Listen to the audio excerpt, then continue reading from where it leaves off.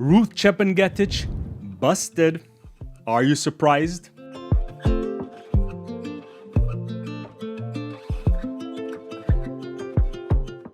The Athletics Integrity Unit, the AIU, has provisionally suspended her after she tested positive for a banned diuretic, HCTZ, in March of this year. Ruth shocked the world last year by breaking the women's world record in a marathon. At the time, her performances raised eyebrows.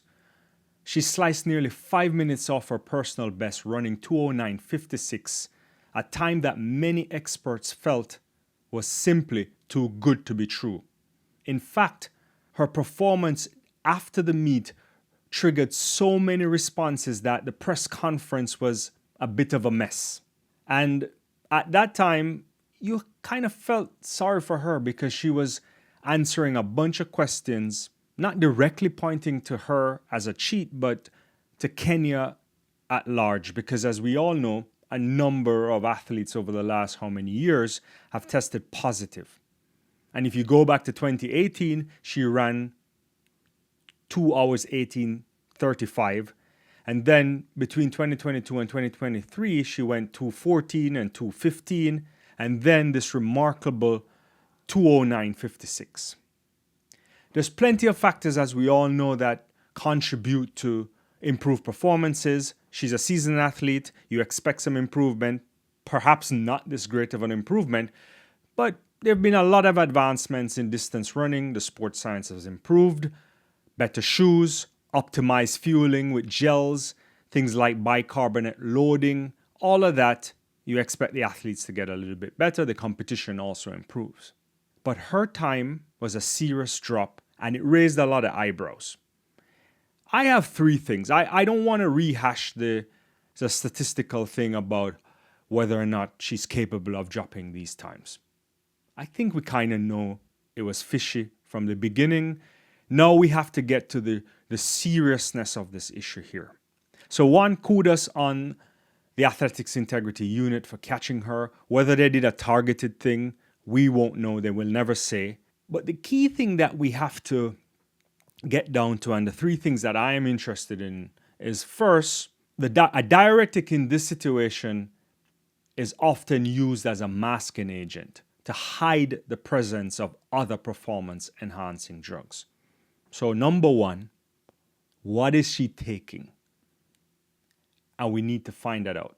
They may not know, but when they question her, when she goes through the legal process, they'll ask her and she should cooperate. I suspect they may not initially do this. Most of the time, the athlete may try to put up a defense of contamination or something of the sort. I don't know if it will work in this case, but we need to find out what exactly was she taking. Second, and this is the part that's much more crucial for the sport and for the integrity of the sport. You cannot do this on your own. I don't care who you are, how smart you are. Athletes by themselves cannot go through a sophisticated doping protocol without assistance. So, can we get into the infrastructure around her? Because that's much more important for the long-term integrity of the sport. Who gave it to her? What was the sequencing like? We really need to find this out. And I'm hopeful, and I don't know if it will work in this context, but she did participate in the Chicago Marathon last year. And I'm hoping that with the Rodchenkov Act, we can get into this. So I'm sitting here in the United States, and one thing about the Rodchenkov Act is that it allows the federal government, the Justice Department in general, to go after the people around the athletes. Not the athletes themselves, but suppliers, it could be coaches, doctors, and so on. We need to find this out. The AIU has some powers here, but I think also if we get the Justice Department involved, maybe something can come of that. That's important. The third thing that I'm worried about and I'm concerned about is the timeline of this, right? So she gets caught with the presence of the substance in her body in March of this year. So by all indications, that would have excluded the world record. So if they don't have any tests that, well, clearly they don't, because it would have come up already. The world record was ratified and everything like that. That means that it's the performances from March onward, which makes us look at it in unfavorable terms, right?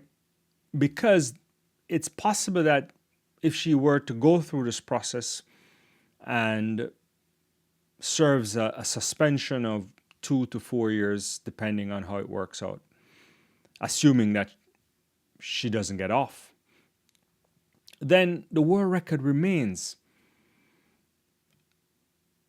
And truthfully, most people don't believe that it's a legitimate world record. So that's why we really need a level of cooperation outside of the athlete. We need to get it. The athlete has to cooperate here, which I don't know if how much she'll do this. She'll certainly have legal counsel. But it's important that the network around the athlete is investigated, because that's the only way we can break these things down. I have mixed feelings about this. Every time an AIU suspension comes in, it brings a profound level of sadness, but also a bit of relief that something is working, right? The sadness is because it really tarnishes the sport. It betrays clean athletes. I guess my relief is that at least we can catch them. And over how many years the AIU, through the World Anti-Doping Agency and everybody there, they've been doing a much better job. They're not without fault. WADA for sure, USADA, all these agencies, that we can critique a lot of things there. But we're catching some athletes. But it's tough. It's really tough if you missed out on the opportunity because someone is purposely disrespecting the integrity of the sport. So for me, we don't have to go through all of this process of how can she move from 218 to 209. There's there are people far better capable have been working on this. You can read their stuff on that. But I am really concerned about, can we work more to infiltrate the network? Can we get some provisions in place? And maybe this is where you need legislation across the board in all of these countries, like to really not necessarily go after the athlete, because once you go after the athlete there, I think it's going to fall down. So the way in which a Rodchenkov works in the United States, they don't go after the athlete beyond the fact that there is the suspension you might get from USADA or AIU in this case. But they go after the network. They can go after you if you purposely lie to the federal officials. But you need something like that, I think, across the board. So then quickly, once there's a suspension on the athlete, then we can go after whether it's a coach, whether it's the agent, you name it. It becomes tricky if it's state-sponsored, but that's for another day. Anyway, that's my thoughts on it. Let me know what you think. What should be done here? I mean, at the time, if you watched it, you were shocked, and if you had doubts, now maybe it's defying the normal progression of an elite athlete. And so the question is, will she serve a massive suspension for this, or will she get off? We'll get a fuller picture in the months to come. But let me know your comments. Thanks for watching the video, and I'll see you next time. Bye-bye.